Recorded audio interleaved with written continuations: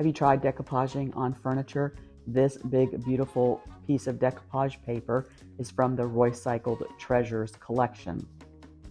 It's several years old, and so I went on the hunt for it and found it from a seller on Etsy. She had 3 left, and I bought them all because I so love this Kraken that is painted by a favorite artist of mine and put into this beautiful decoupage paper.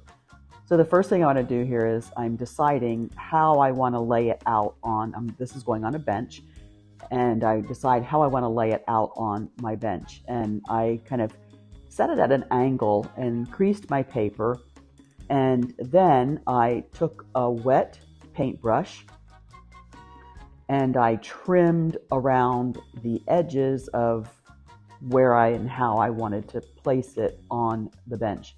When you use a wet paintbrush to go around the edges and then just pull it off so the edges are kind of raggedy, really.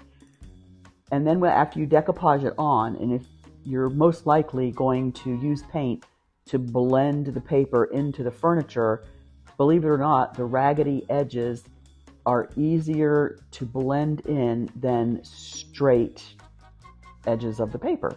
So that's what I did first. Now I'm putting it on, again, at an angle, just how I want it to be on the bench. I wish I had enough surface to get the whole fella on there, but I don't. So I want the most bang for my buck in how he gets on there.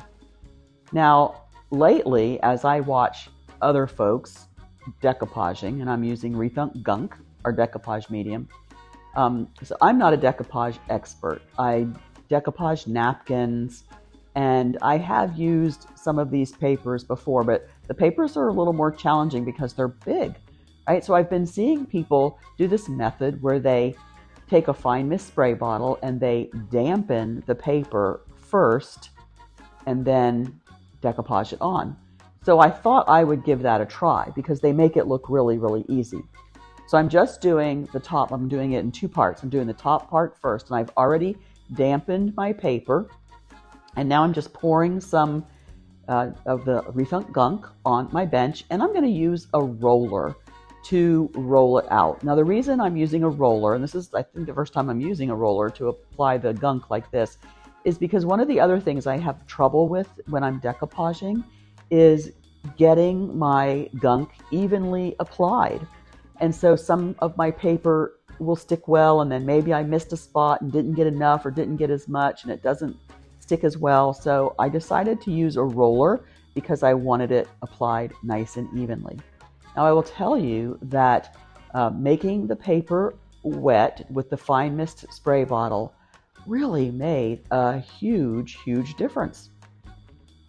You know, I like to put my hand in the Ziploc bag so there's not as much friction to smooth it out.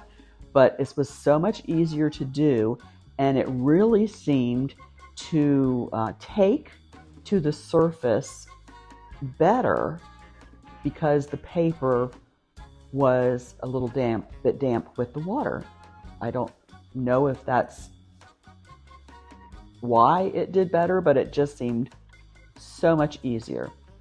So now I've got this applied, and I'm checking over and smoothing out as many wrinkles as I can. I put the plastic bag on top and go over it all with the brayer. And now now that I've got my paper laid and I'm satisfied, I've got the bubbles out, air bubbles out, it's as smooth as it's going to get. Then I'm going to go back over it again with the same roller that has the gunk in it and put a very, thin layer of gunk on top that will kind of seal it. So now I'm going to do the next half like I did the first half. I'm spritzing it with my fine mist spray bottle, giving it the water a moment to soak into the paper and to make it damp. You do have to handle it carefully because, it could tear a little bit easily. But if it tears, it's not really a big deal because you're still going to decoupage that all down. And I did have a few tear spots, but I just used my paint to blend it in, and you just would never know where it was. Now I did put my Ziploc bag, you see where I put it right there, because I needed to lay the paper over and I didn't want it sticking to the paper. So the Ziploc bag gave it a little bit of plastic barrier, and now I'm using my roller and I'm applying the gunk to the area where I'm going to lay the second half of this piece of paper. I think from now on, when I do decoupage on a piece of furniture, I am going to put my medium down with a roller, because this just really worked so much better. Then I just lay my paper down over the gunk. The other thing that I heard folks say of why it seems to work better when you dampen your paper first is it stretches the paper out so you don't have as many wrinkles, and then it's a little easier to work with. And I really found that to be true. So just lightly dampen your paper, or even a napkin, before you put it onto your surface, and see if that makes a difference for you. You can see here I'm just using my hand to very, very gently smooth the wrinkles out and get all the air bubbles out of my surface. Put my Ziploc bag over top, roll over it with the brayer, and walk away and let it dry. So I came back to check on it, and wow, did this adhere beautifully. Now I am going to paint around it and blend in the paper with my bench.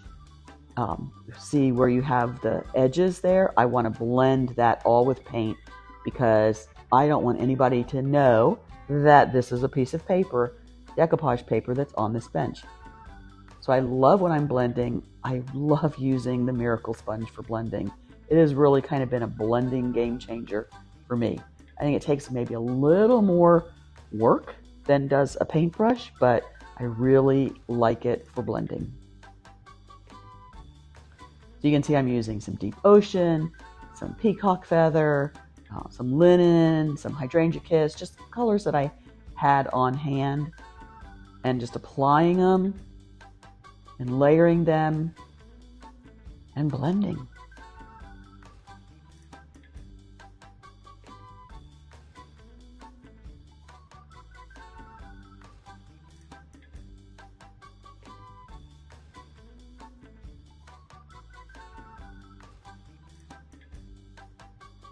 Don't really have a big color plan. I just kind of want it to look like the ocean. I will say, when I finished the blending on each end of where the paper was, I stepped back and I looked at it, and the Kraken is on a darker kind of background than I had created around the edges and on either end of the bench.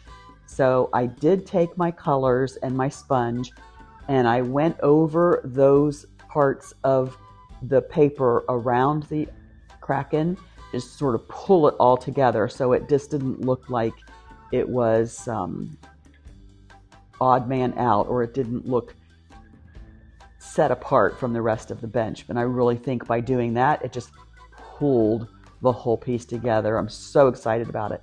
Last thing I have to do is just seal it. Really toying with the idea of putting a epoxy sealer over it, because I would hate for somebody to sit on it and that paper to tear. So I might put an epoxy sealer over it, but just look how beautiful that is. And can you tell that that's a paper?